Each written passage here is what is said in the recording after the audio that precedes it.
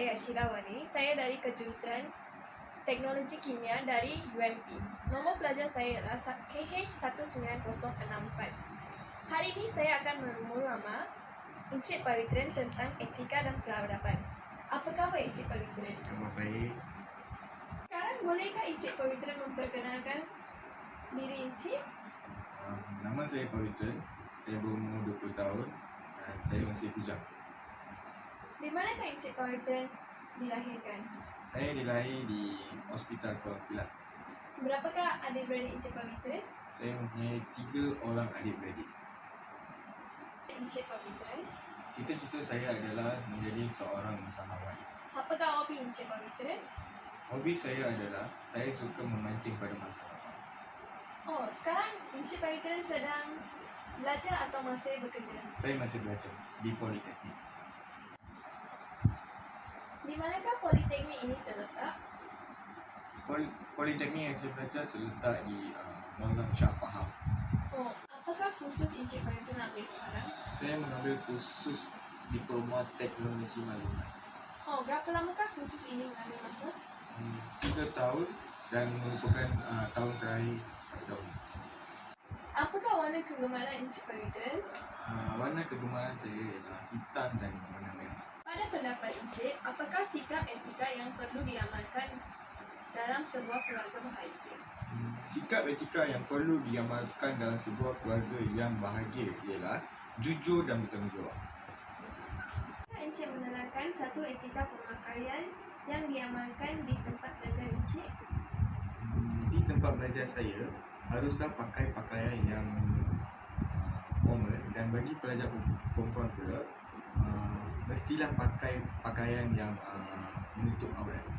Pendapat Encik, apakah etika yang seharusnya seorang pemerintah perlu mengamalkan untuk menguruskan negaranya? Seseorang pemerintah perlu mengamalkan etika adil dan saksama kerana pemerintah yang adil dapat menguruskan negara dengan tidak berat sebelah kepada sesiapa. Pada pendapat Encik, terangkan satu teknologi tamadun awal dunia yang dapat menambah baik kepada rakyat tamadun tersebut. Saya rasa teknologi dalam sistem ketahanan dan pertahanan seperti pembinaan kubu-kubu, pertahanan dan tembok berfungsi sebagai pertahanan semasa peperangan. Pada pendapat Encik, apakah lokasi penempatan yang strategik dapat membangunkan satu tamadun yang bagus? Lokasi penempatan yang strategik ialah di mana penduduk memperoleh sumber-sumber semula jadi untuk kelangsungan kehidupan. Pada pendapat Encik, mengapakah perangan agama penting dalam satu tamadun? Kerana agama berperan membentuk pandangan semesta seseorang dan sebuah masyarakat serta perilaku tindakan mereka dalam kehidupan. Pendapat Encik, mengapakah hak-hak kemanusiaan penting dalam satu tamadun? Hak kemanusiaan penting kerana menjamin kebebasan asas bagi setiap manusia. Pendapat Encik, bagaimanakah undang-undang dapat mengubah etika seseorang? Dengan adanya undang-undang, masyarakat akan takut untuk melakukan kesalahan jenayah kerana akan dihukum atau didenda. Apakah ada resam yang Encik mengamalkan dapat membawa nilai-nilai baik kepada Encik? Dengan berpakaian dhoti dan sari, ia dapat menjaga imej keluarga dan tidak lupakan keturunan agama India. Pada pendapat Encik, bagaimanakah sebuah sekolah dapat menanam sikap baik ke dalam seorang pelajar? Sekolah boleh menambah sikap baik melalui mata pelajaran moral dan melakukan kerja dalam berkumpulan. Terima kasih Encik Pavitran kerana meluangkan masa untuk memuramah. Sama-sama.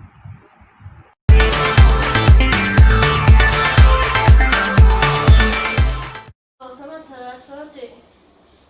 Boleh saya tahu nama Cik? Nama saya Teti, boleh panggil saya Teti. Umur Cik sekarang berapa? Umur saya 22 tahun sekarang.